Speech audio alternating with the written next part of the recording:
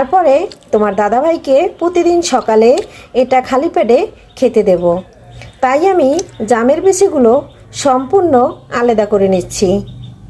প্রতিটা জামের বিচি সম্পূর্ণ করে আলাদা করে নিচ্ছি। নমস্কার বন্ধুরা, চলে আসলাম একটা শর্ট ভিডিও নিয়ে। এখানে দেখেন জাম নিয়েছি প্রায় 250 গ্রামের উপরে, সাথে নিয়েছি লবণ আর নিয়েছি গাছের একটা কাঁচামরিচ। আর এই কাঁচামরিচটা দিয়ে জামটা ভর্তা করে নেব, সাথে দেব একটু সরিষার তেল। একদম জমে যাবে বন্ধুরা। আর কে কে আমার মতন জাম মাখা পছন্দ করেন অবশ্যই জানাবেন। তবে জামে কিন্তু পুষ্টিগুণের অভাব নাই। জাম আমাদের রক্ত তৈরি করতে সাহায্য করে। জামের বিচি ডায়াবেটিস রোগের উপকারী ওষুধ। তাই জামের বিচি বন্ধুরা ফেলে না দিয়ে শুকিয়ে গুঁড়া করে ডায়াবেটিসের রোগীদের খাওয়াতে পারেন। আমরা কিন্তু জামের বিচি ফেলে দেই না। জামের বিচিটা খুব সুন্দর করে ধুয়ে শুকিয়ে গুঁড়া করে তারপরে তোমার দাদা ভাইয়ের ডায়াবেটিস আছে তাকে খাওয়ানো হয়। বন্ধুরা জামটা কিন্তু খুব সুন্দর করে হাতের সাহায্যে এই যে একদম ভর্তা করে নিয়েছি।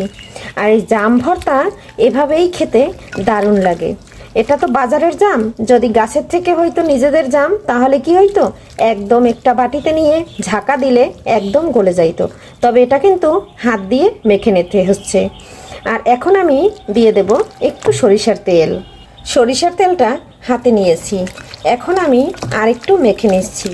বন্ধুরা এই বিচিগুলো কিন্তু এখন আমি বেছে নেব।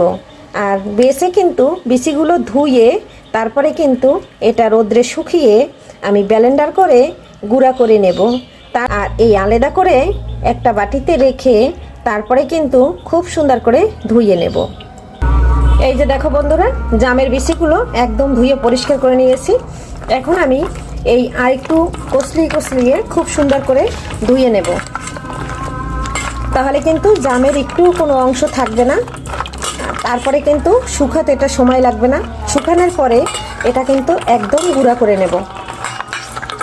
আর এই যে জামের পাতলা একটা বিচির আবরণ আছে, এটা কিন্তু কোনো সমস্যা নাই। এটা শুকানোর পরে আরও পাতলা হয়ে যাবে। এই যে একদম কচলিয়ে নিয়েছি, এখন একটু আবারও ধুয়ে নেব। খুব সুন্দর করে একদম বিচিগুলো ধুয়ে নিয়েছি। এখন রোদ্রে দেওয়ার পালা। আর এদিকে কিন্তু জাম ভর্তাটা একদম রেডি। এখন কিন্তু মা ছেলে খেয়ে নেব। আর বন্ধুরা জাম ভর্তাটা কেমন লাগলে অবশ্যই কমেন্ট করতে ভুলবে না। আর বিচিটা কিন্তু আমি একদম শুকিয়ে তারপরে গুঁড়া করে বয়াম ভরে রেখে অল্প অল্প করে 1 চামচ করে 4 চামচের প্রতিদিন জলের সাথে খেয়ে নেবে। আর এটা কিন্তু আমি প্রতি বছর করে থাকি। এতে কিন্তু ডায়াবেটিস নিয়ন্ত্রণে থাকে। এর কারণে আমার হাজব্যান্ডের ওষুধ খেতে হয় না। আর বন্ধুরা যদি এই জামের বিচি যদি কারো ডায়াবেটিস থাকে, জামের বিচি ফেলবেন না, সংরক্ষণ করে রেখে চার মতন এটা অল্প একটু সকালবেলা খালি পেটে খেয়ে নেবেন গুঁড়া করে। তাহলে কিন্তু ডায়াবেটিস একদম ভালো হয়ে যায় আর নিয়ন্ত্রণে থাকে। যাদের বেশি তাদের অবশ্যই নিয়ন্ত্রণে থাকবে। ভিডিওটি ভালো লাগলে লাইক, কমেন্ট, সাবস্ক্রাইব, শেয়ার করতে ভুলবেন না।